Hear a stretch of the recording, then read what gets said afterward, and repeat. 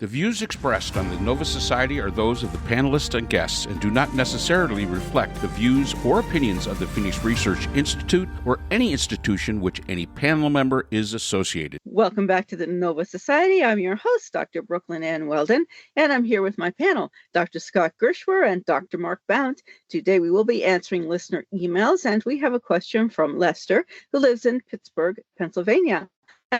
Asks, so Trump is trying to regain some popularity by floating short-term promises to his base, his 50-year mortgage idea, and telling people he wants to give everyone a $2,000 check.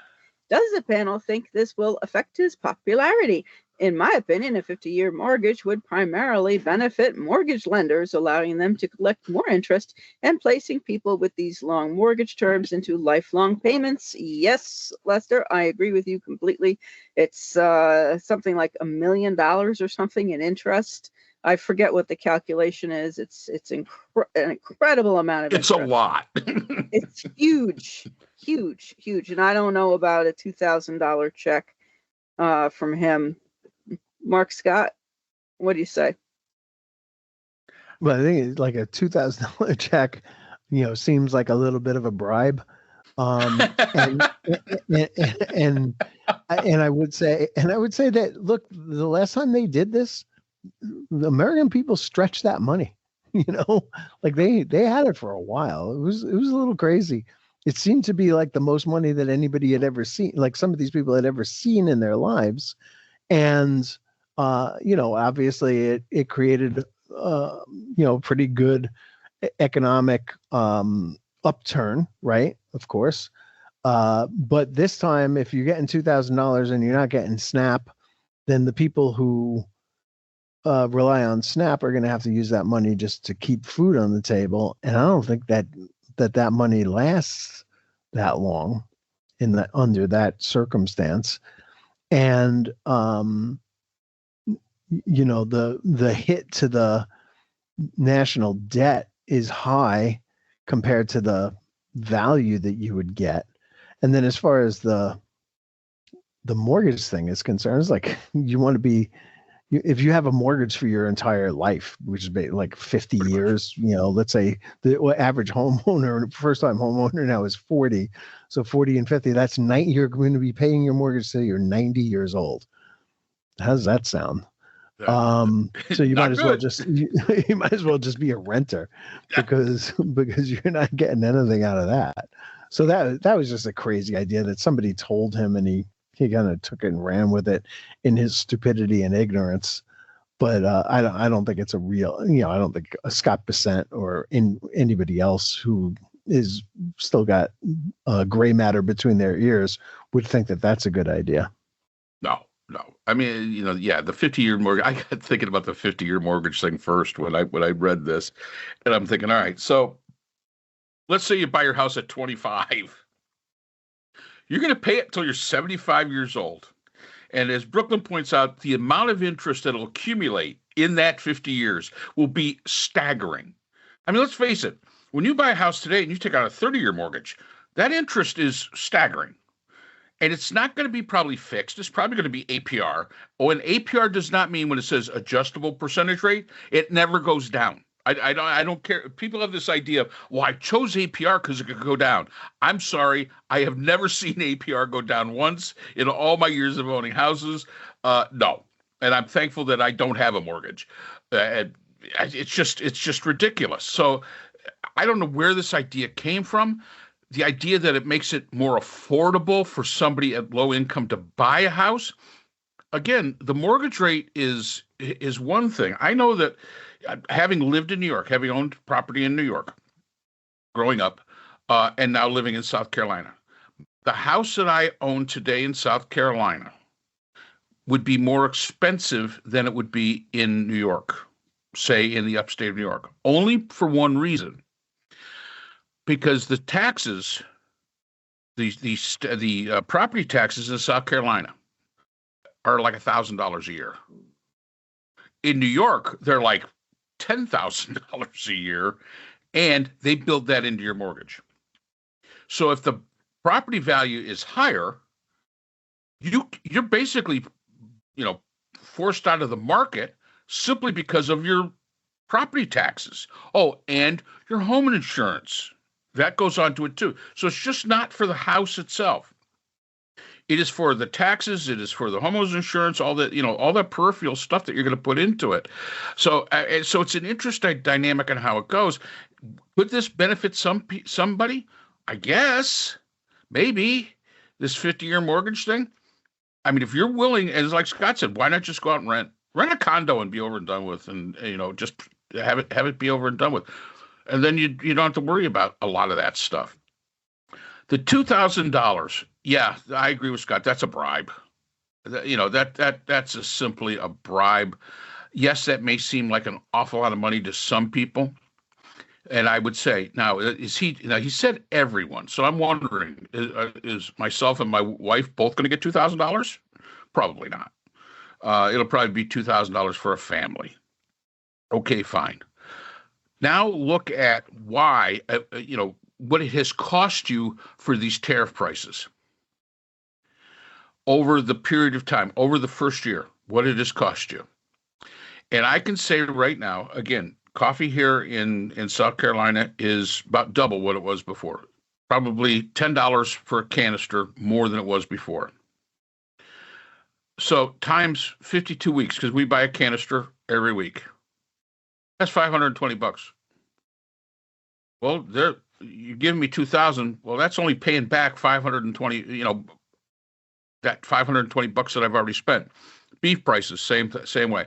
So all you're really doing, you aren't getting money, that's going to be extra for you to use because we're doing so good. You're basically getting a little bit of money to soften the cost increase from the tariffs. That's what you're basically getting it from. Oh, and by the way, after you get this check, you're not going to get it again. And as long as the tariffs stay in, you're behind the eight ball. You're always going to be behind. So, yeah, is this a ploy? Yes, it is. Will he regain some popularity? Oh, sure. Sure, there's going to be a redneck or two going to be out there and say, Trump gave me a check and this is great. And, I'll follow him to the end of the earth because I got $2,000. Well, if that's the position you're in, I'm sorry. But it's buying votes. It's buying popularity. And if you really sit down and think about it, it isn't going to do a whole hell of a lot for you. So there you go, Lester. In Pittsburgh, go Pirates, go Penguins. Pittsburgh Penguins are doing pretty good. And don't forget the $5,000 Doge check. There was supposed to be a Doge. Yeah. Doge check for $5,000 per American and that, or per family or whatever, which was never really specified, I guess. And I remember listening to a woman asking Elon Musk when she was going to get her Doge check. And he was all flustered and saying, well, there weren't going to be any Doge checks, but really the savings was, I don't know what he said the savings was, it was really great that Trump was president or some such malarkey.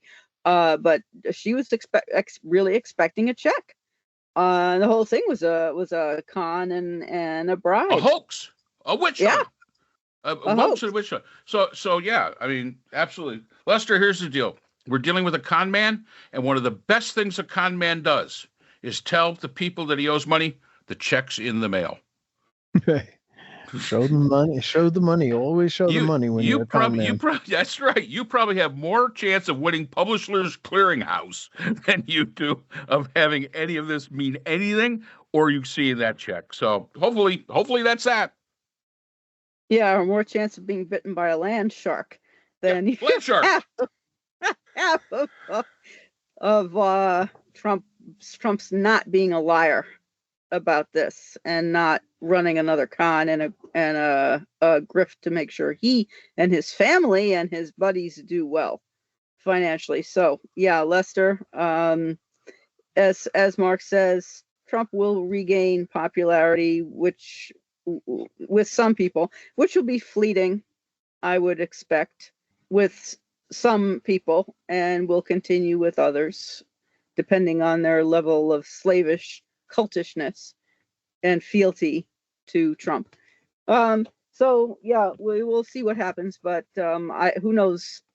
Trump was going to give $10,000 to air traffic controllers who stayed in their jobs or something. And I think it was Laura Ingraham who asked him where he was going to get the money from. He said, "Oh, he didn't know, but he would get it from somewhere. He always gets money from somewhere." And I found that remark completely staggering. That he had no idea where he was going to get the money from, but it would come from somewhere. So he probably doesn't know where the $2,000 is going to come from either.